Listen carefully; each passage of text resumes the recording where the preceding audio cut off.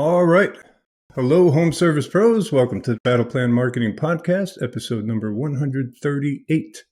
Today we have a special guest on the show, Mr. Carl Larkin. He's the owner, founder of Trade Masters Online. They do EPA 608 certification for HVAC. They also have an awesome device that he invented and sells, manufacturers, called the SureTrack Rattlesnake. Which helps you locate the next manifold on plumbing repairs, plumbing leaks, plumbing pipes, plumbing leaks. Jeez, I can't talk today. My bad. Carl, welcome to the show. How you doing, sir? I'm doing pretty well, thank you. Good talking to you again. Yeah, likewise. We got a little history, so that'll be fun rehashing some of that with the audience. So, Carl, tell us a little bit what you do, where you do it, who you do it for. So I'm out in Las Vegas, born and raised out here in Vegas. There isn't too much manufacturing or industrial work out here in Vegas because you got to get everything shipped in here, and you might as well just live in California or something like that. But I like Las Vegas. I convinced my wife to stay here. And what we do is we do a lot of, so we'll do developing of ideas, whether they be inventions or services, and we do some like collaboration on it. We'll do consultation on it. I know you from the Rattlesnake, the single line tracer that I invented that, probably like 4 years ago or so. Awesome product, Carl. Yeah. And since then, I don't know if we were talking back then, but since then it's gotten patented. We got a good lawyer that handles all that kind of stuff because I don't understand any of that. I'm just the ideas and I make stuff happen. We got other guys that do that, but we work for, what I focus on is making the hard jobs easier. I mean that's kind of what you could say for any inventor or entrepreneur or something like that, but like really making something that actually like a normal guy would be able to use. That's what the Rattlesnake is for.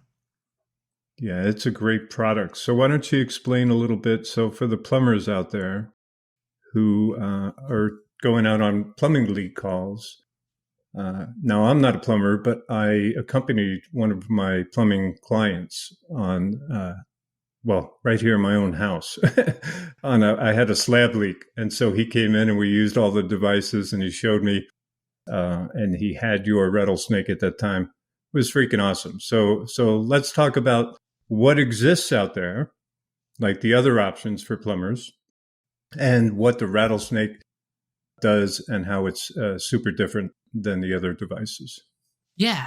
So, I remember that when you had called me up and you were talking with your client about that and using the Rattlesnake, and you were pretty amazed by it. So traditionally, what would happen with a slab leak? I love slab leaks. I'm the slab leak guy.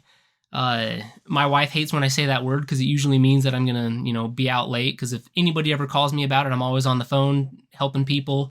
Nice. Helping other plumbers how to solve it. I love doing the traditionally difficult hard jobs. And there's just a lot of unknowns with slab leaks. And so what it is a lot of homes here in the Southwest are built on concrete slabs, so like 3-4 inches of concrete, and then just dirt soil underneath it. And a lot of the copper pipes are ran underground. And you can even have plastic pipes underground, but out here in Vegas, most of it's copper. That's kind of when the boom was. And same thing with a lot of Southern California. And what happens is over so many years, the copper pipe, it just erodes away. Whether you have some like a chemical reaction from something inside the water that got down there and just kind of like makes a little tiny pinhole. Well, the water district will recognize and they can detect a little tiny water leak, and EPA requirements say that you're not allowed to waste a natural resource. And even though you're wasting like 1 gallon a week, the EPA is still going to they're required to, make the water district come after you. And so that's where slab leaks occur. And you have two options.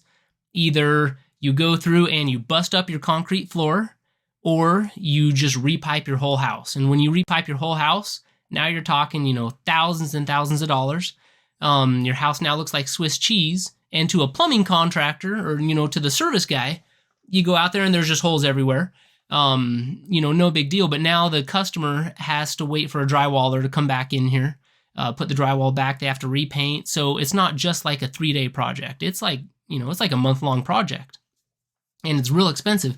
So what people would do in the past is they would bust up the floor, but then what happens is you replace, you find where the leak is and then you replace 6 inches of copper pipe. Well, the copper pipe, 2 inches over is still 32 years old. It's in just as bad a condition. Right. So I think that busting up a floor to repair 6 inches of pipe is a total waste because they're going to have another issue in 6 years, 6 months. Yep. So I always recommend doing reroutes. A reroute is where you run a new pipe overhead because drywall is a heck of a lot cheaper than going through, Mrs. Jones' $30,000 wood floor. Right. So just run a new pipe from the manifolds. By code, plumbing pipes have to come, you can't have joints. Copper pipes, you cannot have joints underground. So all of the manifolds or where all the T's are to go off to different fixtures are in the walls. Right. And you just have to locate where one of them is. And then you chop it off and you look for the pipe that drains, because like a bucket, if it drains, then that's the pipe that's leaking. Cut it off, and then you reroute it to where it goes. But the hard part of doing a slab leak or a single line reroute is you don't know where the other end goes. And up until I made the Rattlesnake, and I was the guy who did it too. There was me and there were 3 other guys at my shop that did the slab leaks. And what you had to do is you had to solder on a new fitting. This is back before they had like John Guess or Shark Bites. And you had to solder on a new cap on it, which it's not the end of the world, but it takes time. And then you had to turn on all the fixtures in the house and see what you lost water to. And then you had to run a new pipe to each fixture because you might have skipped a manifold somewhere. Yeah. And a lot of guys did not like doing it, and it was crazy expensive because it takes several days for a guy doing it, and he's missing out on these big jobs like a water heater, a boiler, all these other big easy jobs so that he can be crawling around. Yeah. I didn't know that's the old world way, Carl. So when did that stop happening? So that stopped when I made the Rattlesnake, as far as I'm concerned, because now what happens is you find where the first manifold is, use some listening equipment or something like that. There's a company down in Southern California called Goldak. They make some leak detecting equipment.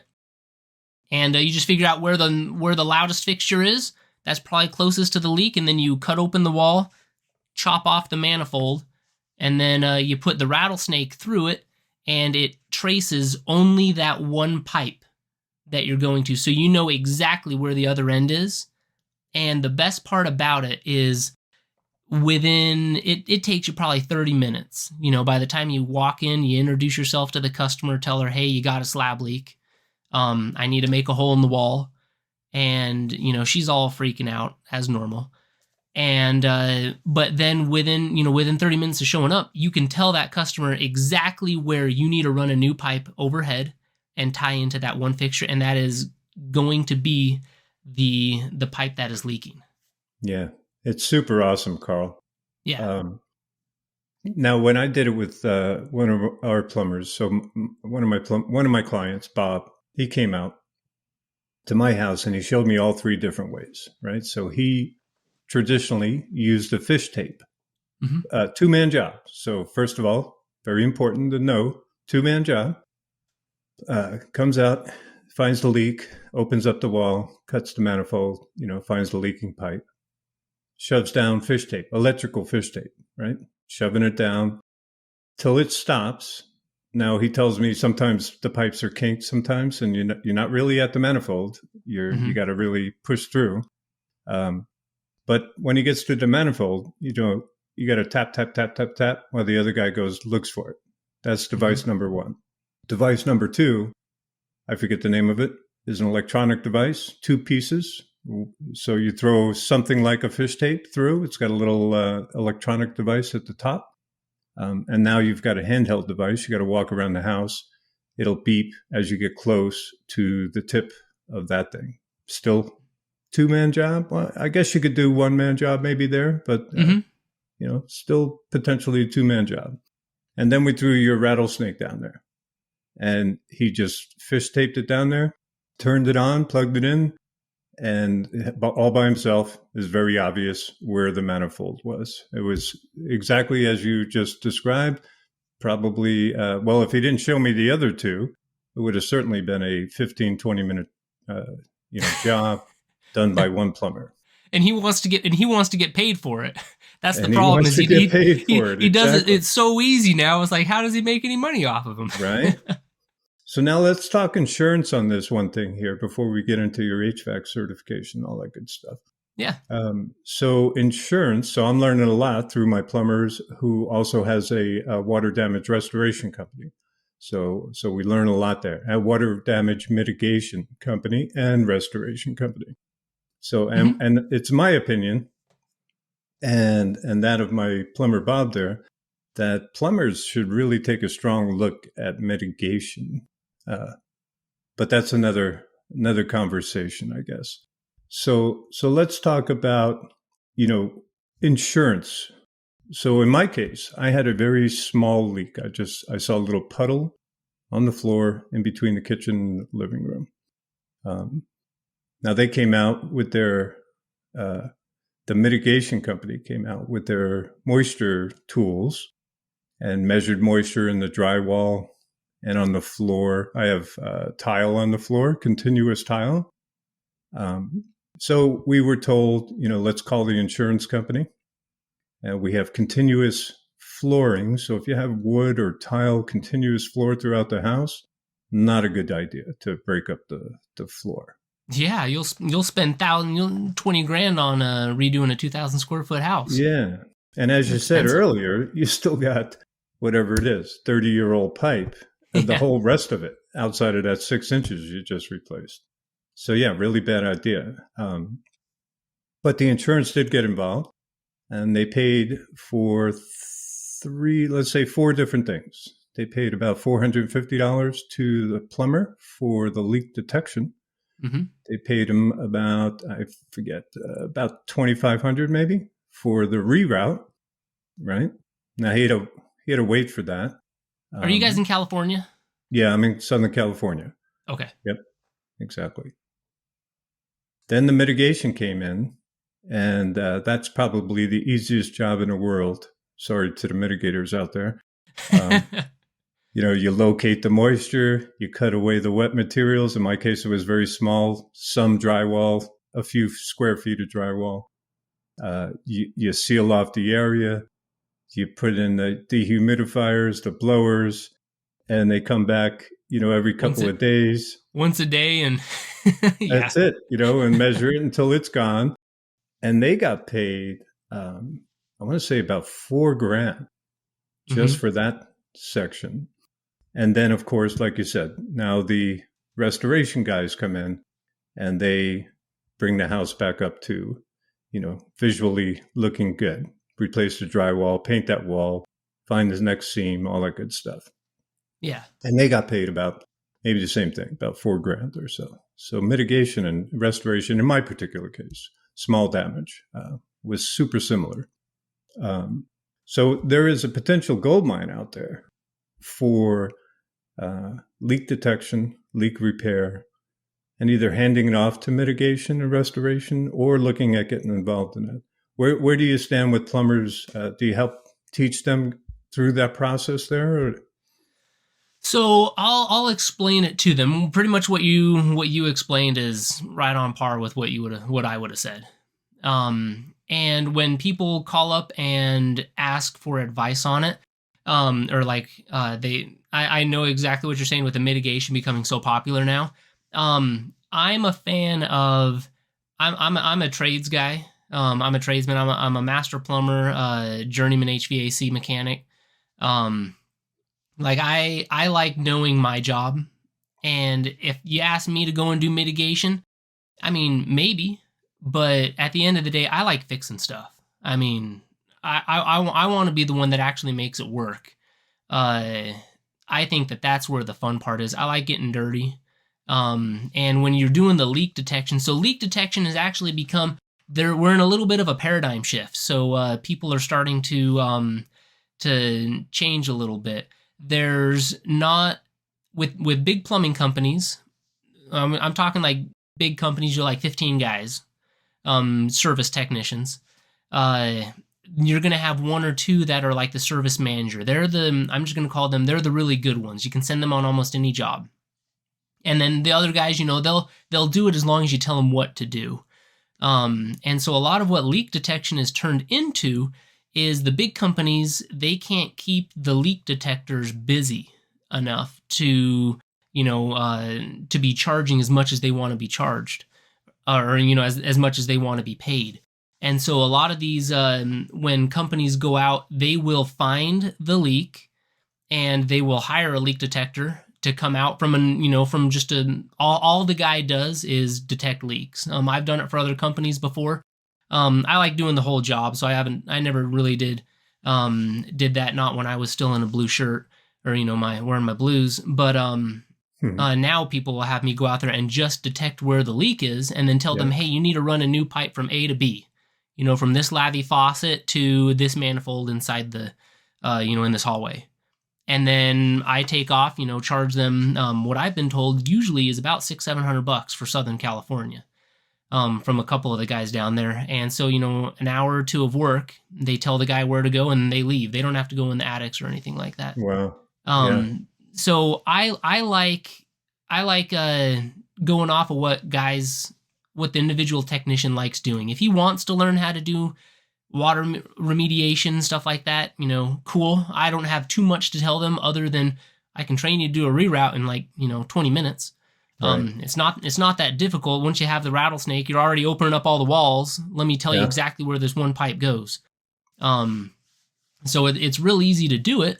And I think that there's going to be, I think that's going to be more common. I know in Southern California, there's a lot of the big companies have already started doing water remediation, and or they have their like a business partner that comes in. So if they have Sunny's Plumbing, then they hire some remediator to put on Sunny remediation Right. now, and then he just works out of their office or something like that. So I think it's going to happen. I think it's inevitable that it's going to happen, and if insurance tries to fight it, all the companies will do is, okay, we're both not Sunny's now. You're Abel's Restoration, and I'll be Sunny Plumbing.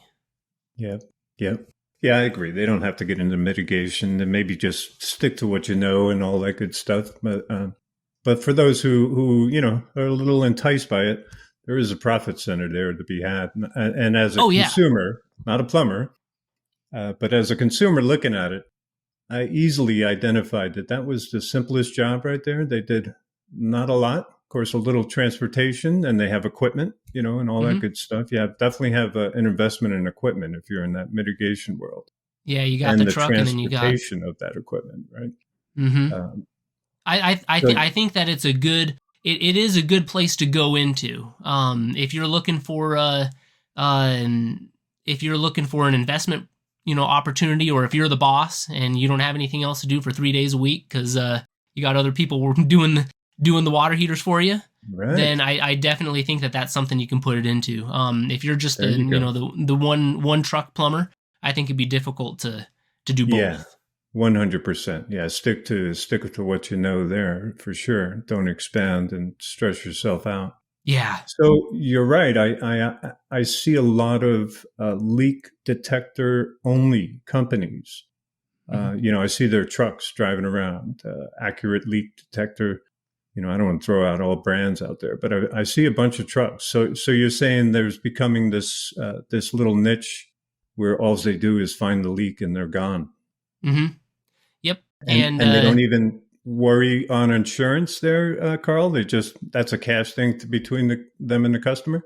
So at least in Nevada, and with most of the other companies that I've talked to, is insurance they will pay for the diagnosis, the leak detection. Sometimes they will pay for it, and they will pay for the damages. Now, from what I understand from talking with insurance companies, is they don't want to ever pay the plumber.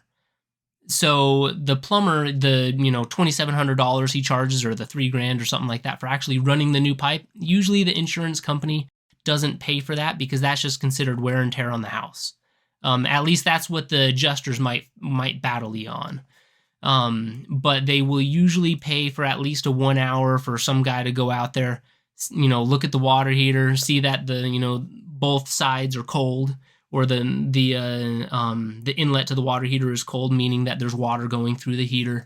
Look at the meter spinning, and they can say, yeah, you got a leak, and then they take off, and then they come back 2 days later after the adjuster says, okay, well, we'll pay for the damages, but we're not going to pay for the plumber running a pipe because that's your pipe. Right. Gotcha.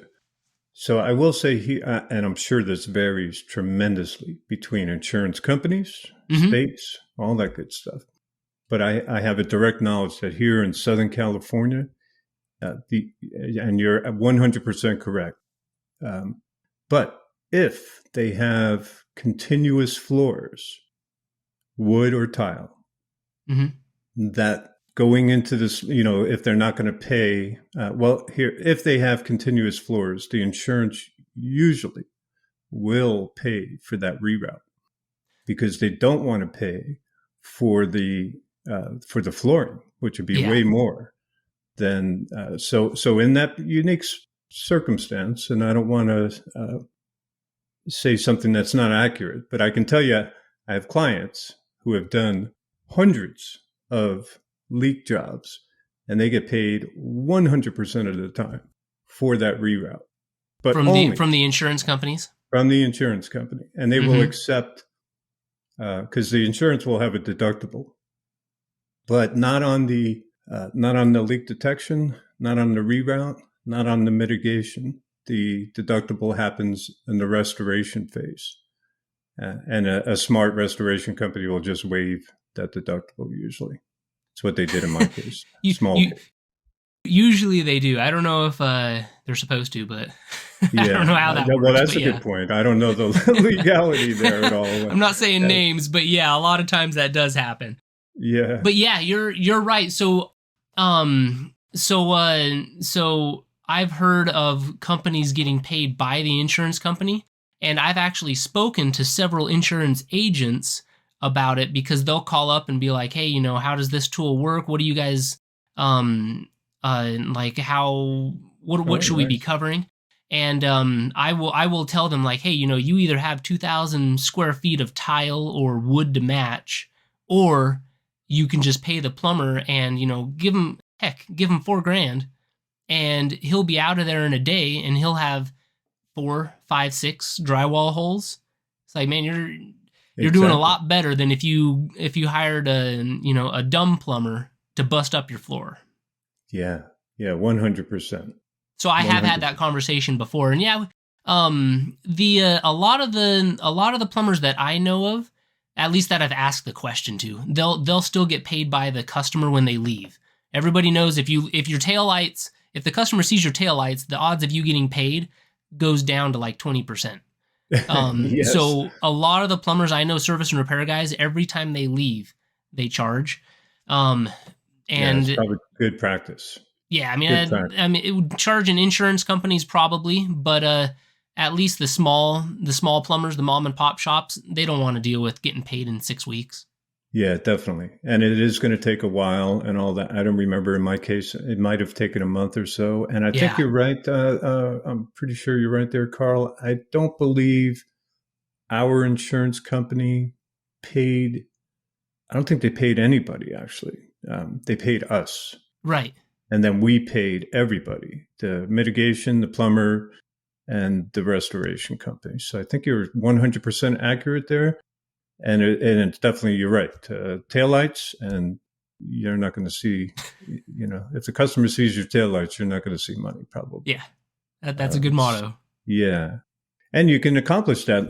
That's again, like that's a 1 day job, and now mitigation and restoration, they have, days, weeks, maybe, who knows how long, depending. Yeah, that's normal for them to be dealing with that.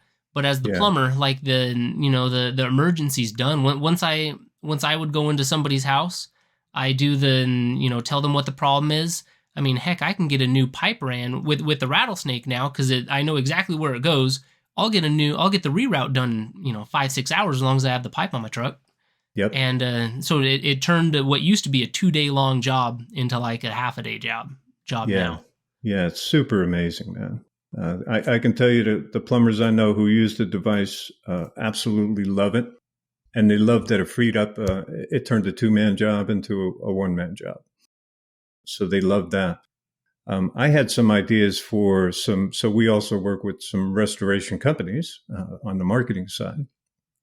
And I was, their best source of jobs are plumbers, of course, right? Oh yeah. So homeowners are going to call the plumber, hey, I got a leak. And, and then the plumber will say, well, you also, well, depends on, the damage is obvious, not so obvious, whatever. And then insurance gets involved. Where the heck was I going with that? I'm having a brain fart. Happens to me too, man. Right?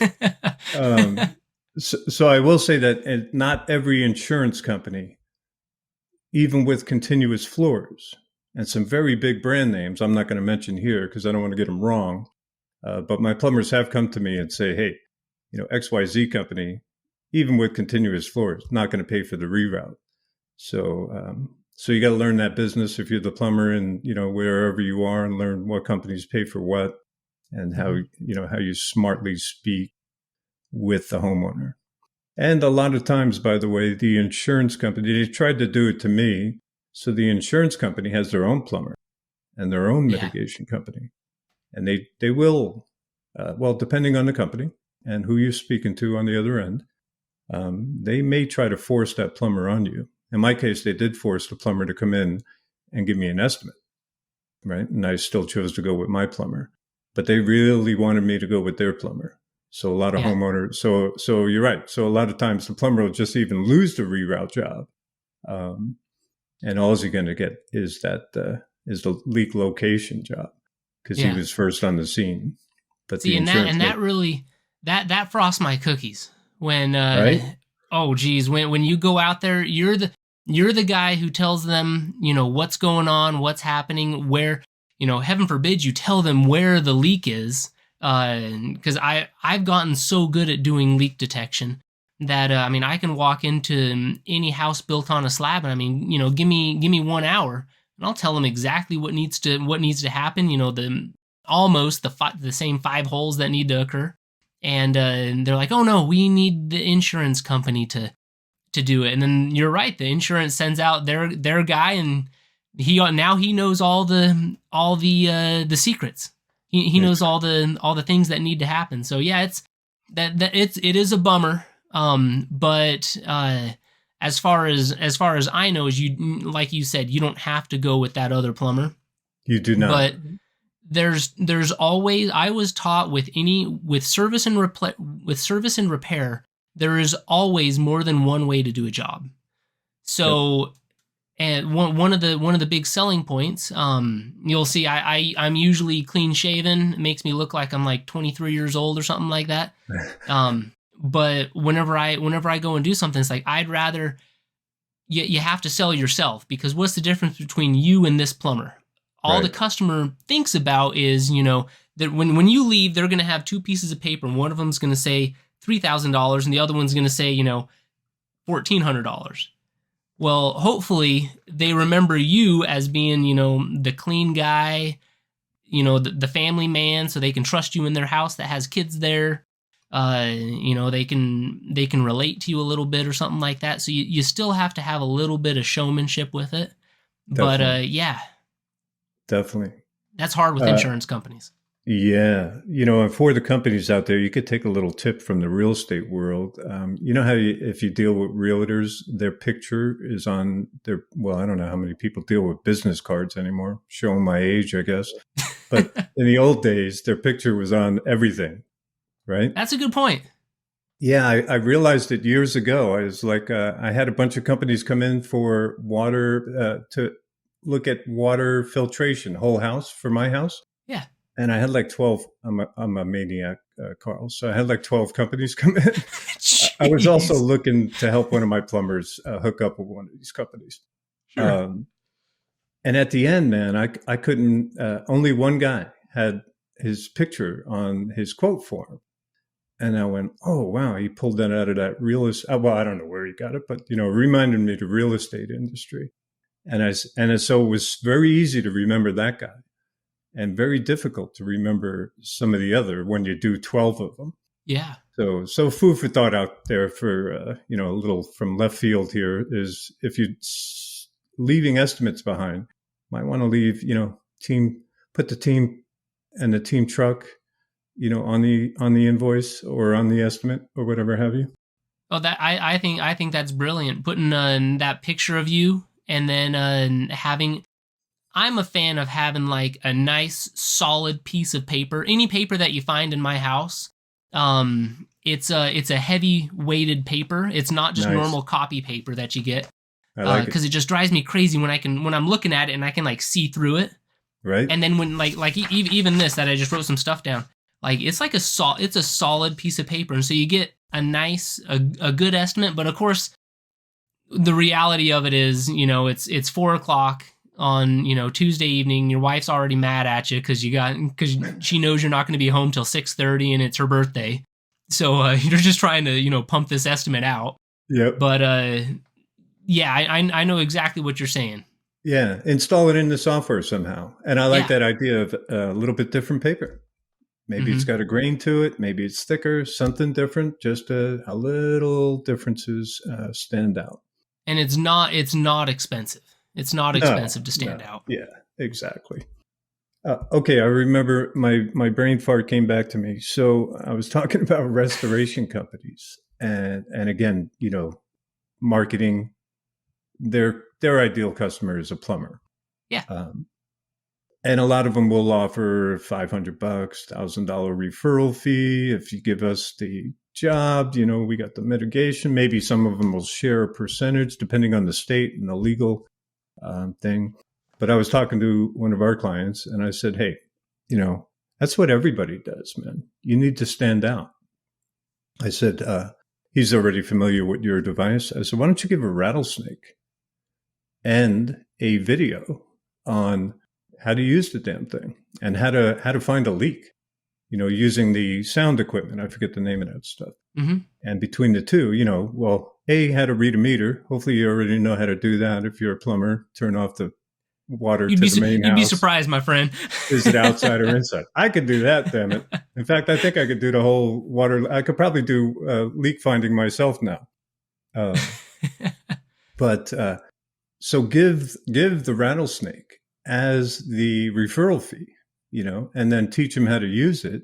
And now you've not just given, some monetary dollars that are going to disappear super quickly, but you gave them an income producing, high efficiency, improving their efficiency of their operations, so on and so forth. So food for thought for the restoration guys, if you're listening out there, or the plumbers who are getting referral fees from restoration companies, might want to talk them into sending you a Rattlesnake or two.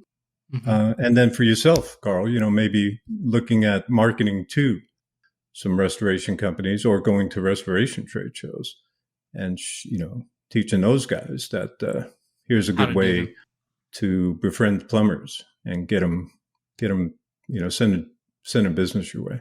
Absolutely. That's a really good idea. Who doesn't enjoy getting a gift versus, cold hard cash is nice, but everybody likes getting something. It's like Christmas just happened, and my wife's family is really big on gift cards. And oh man, I would rather get like a little trinket, like a $5 trinket from Hawaii than like a $100 gift card to Home Depot. Now I love Home Depot, but man, I just, it just means something to get something. Yeah. That's a really good idea. A little bit more. Yeah, that's a really good idea. Yeah. Yeah, food for thought. I don't know if it would work or not, but help them do their job more efficiently, because a lot of them are going on 2-man jobs, or 2 guys going out for every leak. Some companies have, a leak. They have like a drain cleaning crew Hmm. that's super great at throwing cameras down there, and, identifying big jobs. Other guys have just a leak crew, so on and so forth. Yeah. All right, let's switch over to HVAC and tell me what you guys do there, because that's super interesting. Yeah. So by birthright and truly deeply down in my heart, I'm a plumber through and through. That's what I was raised doing. That's what my dad was, my grandpa was. Nice. If anybody asks me on the street, I'll tell them I'm a plumber before I'm, anything else. Uh, I really enjoyed doing plumbing. Now I also really enjoy doing HVAC. Um, the uh, the fun part about HVAC is there's so much more little technical things that you have to learn. Um, I went to college at BYU in Provo, Utah, and another story for another time. I was a biology major, Wow. a biology major in business management minor, and so I learned a bunch of the sciences and stuff like that. And so when doing plumbing, you learn methods. I would say you learn about different types of material and how they work together, but it's mostly about methods on how to do something. With HVAC, a lot of it is there is more book smarts. And dude, I've got right here behind me, I have it's like a 1,400 page textbook, heating and cooling, and like I that's what I enjoy reading. My kid's reading a book about Pokemon or something like that, and I'm going through just reading about like I mechanical systems or something. like So it. I branched over into HVAC, and it's more of a hobby. It doesn't pay my bills. do doing a lot of that stuff, but yeah, we do training, whether it's in person. So we'll go to like trade shows, we'll do presentations for big groups and stuff like that, like keynote speaker type of things. So we'll do a lot of that stuff. We do those for plumbing also, but particularly with what you're talking about, there's an EPA 608 certification so you can handle refrigerants. Um, and that got really popular. We were the number one company during COVID that did Wow. EPA certifications because you couldn't go anywhere to get Oh, certified. yeah. And so we did that. We have a group of guys that do proctoring remotely, and it's it's not glorious doing proctoring. And there's been handfuls of companies that come in, but once they realize how uh, strenuous it is, they don't continue doing it very much. But yeah, so I really enjoyed branching out and learning how to um, do the refrigerant side of stuff. Sweet. So did you so in your own plumbing shop, did you start doing HVAC there in Vegas? No, so I will do an HVAC like myself, but otherwise I'm a plumber. That's what I like doing as far as the service and repair work will go. I'll go out and do work, with guys with the HVAC stuff. Otherwise, mostly with the HVAC, I do education and training. Gotcha. That is, I've discovered that I really enjoy doing the teaching. I Yeah. like dealing with the guys, the crusty farts that don't, they nobody else in their life likes them. I like dealing with these guys. I like teaching them on how to do it. As long as they want to learn how to do something, Right. I get along with those guys. Um, so I've really grown into doing the education portion of it. Nice. Well, good for you. Yeah, I enjoy teaching as well, and even this silly little podcast, makes me feel good that we're trying to help. Right. I Mm-hmm. don't know how many people are listening, but hopefully to get some tidbits. I'm bringing on great people like yourself, way smarter than me. And, maybe the first like 70 or 80 I did myself. I don't know if people listen to those. I gave everything I had, but now it's Right. a lot more fun bringing on, specialists like yourself who can really teach them some kind of niche within their industry. So I like that a lot. Yeah. And you're Now, right. HVAC is confusing to me as a consumer, right? And I look at my own system and the guys come out twice a year and I'm like, man, and then they'll review it all with me. This widget did that and this widget measured this and I'm befuddled. So I and can when it only comes down imagine. to it, none of it mattered, but they're just telling you stuff. Yeah, exactly. Yeah, we're all good. See you in 6 months, Right. but I could definitely see as a plumber, like that would be potentially overwhelming to try to learn HVAC, right? That would have to be, I imagine in most plumbing HVAC companies that do both, they have specialists for each. Am I incorrect there? No, you're right. So there's a prominent guy from Las Vegas that he started off doing plumbing himself, and then he transitioned into HVAC. He'll tell you that he does, that it was the other way around. But even he has said, I've listened to his podcast. Even he said that HVAC guys are different than plumbers. Um, um, from dealing with so many guys, from my point of view, plumbers, they are the methods guy. They're the hard worker guys. Yep. They're the guys that'll be, they'll dig a ditch for 11 hours a day. They might curse and swear while they're doing it, but they'll do it. HVAC guys, they're more kind of the techie guys. They like going up the ladders and being somewhere. Yeah, they got to lift some stuff, but usually just to get it in place. But then they're wiring things or diagnosing things. So they're two totally different. I think they're two totally different kind of jobs. And a lot of plumbers can do HVAC. A lot of HVAC guys can do plumbing, but the personality of the guy, they might not want to do one or the other all the time. Yeah, it definitely seems more technical. You got a lot more gadgets. You got to, you're measuring electronics and stuff like that. There's a lot going on there. So Mm-hmm. yeah, I could see the crossover too, of course, but one person shares both parts of that brain, so they Yeah. like doing both. Yeah, so So yeah, it's hard to have from the companies that I've gone out and I've done trainings for and stuff like that.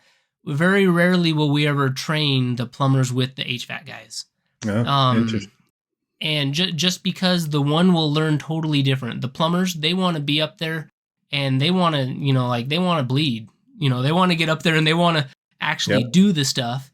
The HVAC guys, they don't mind sitting back and looking at a slideshow for a couple of minutes and then going over to a thing and watching me show them how to, change out a compressor. They don't mind doing that. But the plumbers, Right. They don't want to watch me. They want to want go over and do it. And it's just different personalities. Yep. But it's hard to have a shop and run both of them together. You do kind of have to have segregation for the two different type of technicians. Very interesting. Good education for plumbers out there who were thinking, because there's a lot of money in HVAC, seemingly. And there's a lot of money in plumbing. There is. Seemingly. Yeah. Yes, exactly. If you run it right, there's a lot of money in anything, right? And if you run it poorly, you're on your way to bankruptcy, no matter what your industry you're in. I believe that. But I bet a lot of plumbing companies look at the HVAC and go, $20,000 for a system, $40,000 for a system. They're probably attracted to it. Oh yeah, and they always are, and they should be, because that just means that they're willing to learn, Right. to try new things. Exactly. And it's not an impossible task, but it's good to know up front that might be two different, or not might be, that will be two different technical crews with different, different knowledge, different personalities, different training, so on and so forth.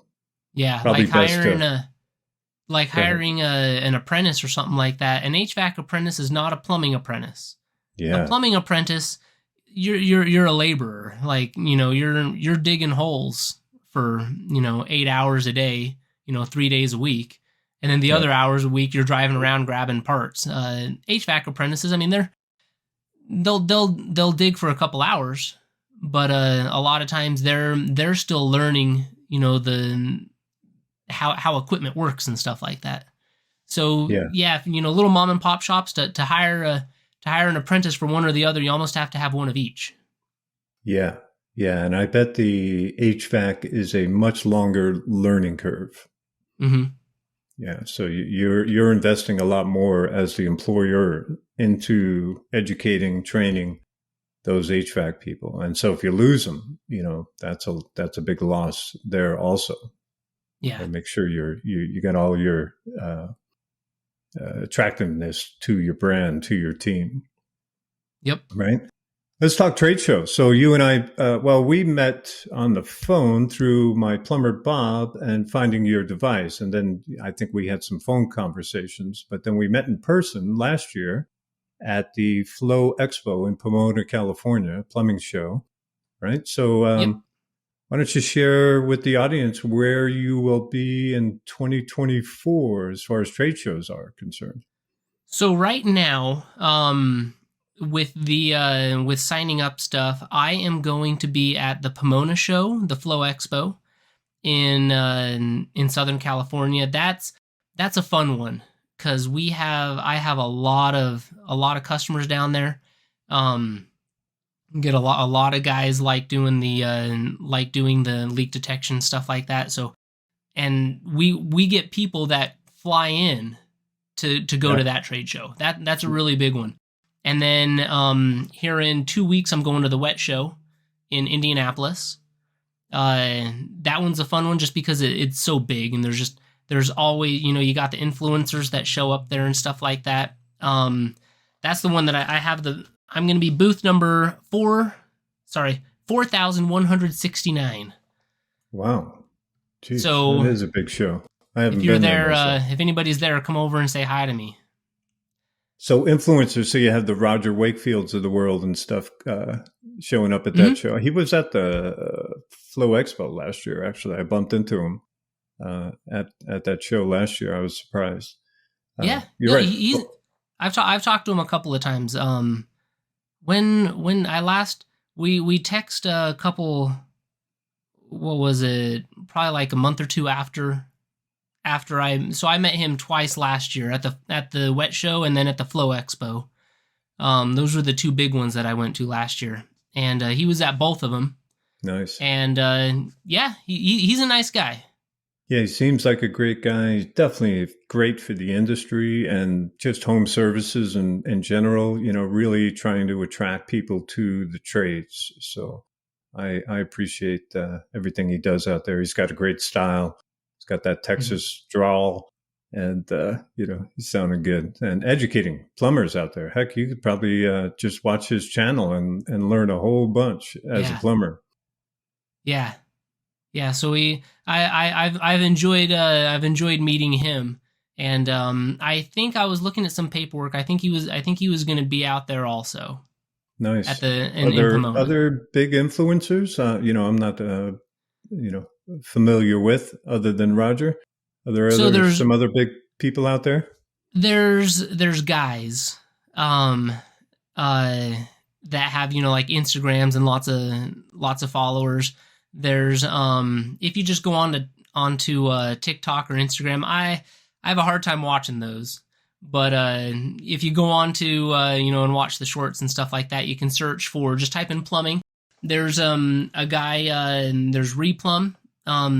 He just does small simple repairs, like water heaters, angle stops, toilets, and stuff like that. There's a couple of other guys that show you how to do things. But who did I meet in? So at the show that last year in Pomona with you, there were a couple of leak detector influencers that came over, and naturally they're drawn to the Rattlesnake because it makes their life easier. Yeah. And I got to meet them, and they have a bunch of followers. There's a big influencer in the Hispanics. Plumber, I'm not even gonna try it. Plumber in Phoenix, and he is Plumero in Phoenix or something like that. Yeah. And he was a really cool guy. So he actually did an Instagram, and it got like thousands of views on it, and it was fun because the girl that was there, they didn't want to talk to me. There was this skinny blonde girl in the booth with me that was helping to show people. I'm standing. I'm like, I'm the guy. Like, if you want to learn how to do, Right. if you want to learn how to trace pipes, like, talk to me. But instead, they go over to this girl because she's got some Lululemons on or something like that. Yep. And so he goes over and he asks her to show her the tool and stuff like that. And he ended up buying a couple of them. But he asked her to show it to her, and he did all of it. And then afterwards, the next day we were watching it because he put it on social media. And I was like, why didn't you do this in Spanish? Because she speaks Spanish too. Oh. And the whole Instagram was all everything else Spanish. Is in Spanish, and then there's like this one random English one. I was like, we should have done that in Spanish. That's funny. Yeah, he probably didn't know, right? He should have tried. He had no idea. Yeah, that's funny. Smart of you to put a bilingual, pretty Lululemon woman in the booth.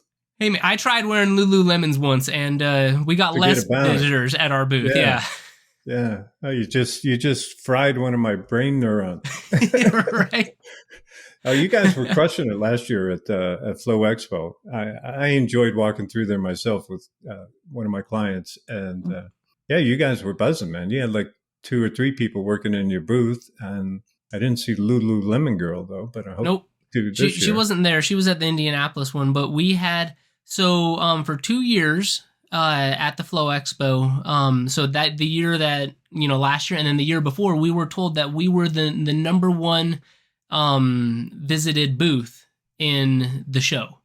Nice. So, and by that, because nobody knows what that means, like the Milwaukee booth has everybody goes into that one, but we were the number one where most of the people that came in attended it and listen to the like us teach them, because I don't like just doing sales. I like teaching, kind of like I mentioned earlier. Yeah. So I teach them how to do a slab leak or how to locate the pipe, which is what we'll probably end up doing again because guys just like doing that. But we had the number one busiest or most attended booth at the trade show for those 2 years. Hopefully it happens again, but now we're not as new as we were before. So. Yeah. Plus, you were in a good spot too. You were kind of in the middle, near one of those big guys across the aisle from I forget, one of the big snake companies or whatever. And, across the aisle was Rigid. Rigid. Yeah. Yeah. Yeah. But it was your tool, of course. Yeah. So and it was spreading around. Fun story with that one. After they the sales guys after the show came over and they were like, "What are you guys doing? Like, why do you guys have so many people over there?" And nice. I showed them the tool, and they were like, "Man, like we need to get that." Yeah. So it was kind of cool talking with them because even they were saying, because I mean our booth, if you remember, we always had like 10 people in the booth. We kind of have like an open booth where they can come in, and we always had just swarms of people in there, and they would talk to people, but nothing. That's the good thing about the Rattlesnake. That's what I enjoy doing is people. It's something new. Like, how many sewer snakes are out there in this world? Yeah. I mean, how many cameras? Like, you can go on, the internet and there's, like 50 different cameras that you can buy. Yeah. Whereas with the Rattlesnake, that it is what it is. I agree. Yeah, we're probably 10 snake companies, 10 camera companies, I don't know, 10 restoration companies. One of those guys had a Lululemon woman in the booth, and she was probably the second most visited. Bob and I couldn't get away from there. So it was kind of funny. LA Restoration Company, I think it was. It's good stuff. So Flow Expo is in March of this year sometime, I believe. And when is WWETT? WWETT is, I can tell you. So WWETT is, here's my calendar. So WWETT starts on the 25th of January. Oh, coming up real soon here. A couple of weeks. Yeah. Yep. Yeah. Just in a couple of weeks. I have, when we're done with this, this discussion, I've got to finalize some advertisements and stuff like that. Right. Somebody should be emailing them to me this morning and just getting things squared away for it, because that's a 3-day trade show. Yeah, trade shows are a lot of work. Prepper, you're there, you can't leave, can't go to the bathroom. 12,000. They're expecting 12 to 13,000 people at this show. Crazy. I mean, and I wouldn't be surprised if you talk to at least half of them. I mean, your voice is gone when you're done. When you're done with an LA trade show, and then especially when you're done after a 3-day trade show. Yeah, it's not easy work. I used to do them in a Wayback Machine for a company. And did you? That's what we did all year long, go to trade shows. And, so the prep, the time you're there, you're on your feet, long hours, bathroom visits are hard to get by. And then the follow-up is, tremendously important. Unless you like losing money, you better plan all that stuff out pretty well. So, yeah, good stuff. Well, good luck on those trade shows, Carl. You deserve it. And I love the product, even though I'm not a plumber. Mm-hmm. I recommend it to all my clients and the restoration world, like I say. Anything we didn't cover that you would like to cover, Carl? I'm not the greatest questioner in the world, interviewer. I don't know what else to go through. If you ever do these things again, I'm more than happy to join you. I've done quite a bit of podcasts have become really popular in the last couple of years, and so I've done quite a few of them since then. But they're always fun to get on and talk to people, because you hear the interviewer's point of view, as well as not just my stuff. Yeah, well, we appreciate you coming on, and they're good on the SEO side too. So everybody puts a link in the show description, and they're pointing to your website, and so it helps power up your website. And you're getting those links from Google Podcast, Apple Podcast, very big, recognized websites and stuff. So it helps you on the Google side as well. Oh, okay. Yeah, but also building your brand, getting your message out there. So we appreciate you coming on our little podcast and sharing the info. If people want to reach you, Carl, how do they find you and the Rattlesnake out there, or the 608 training for that matter? Yeah, I mean, if they just want to talk, being an entrepreneur is lonely sometimes. So if anybody else out there ever wants to talk, feel free to call in. More than happy to talk to them. The number's on the website, but there's you can also send me an email. It's just my name, Carl, at Trademasters Online. That's exactly how it sounds, Trademasters, plural, online.com. But I'm much slower at emails. Emails are, that's probably one of the hardest parts about doing business nowadays, is you got to sit down and answer 100 emails every day.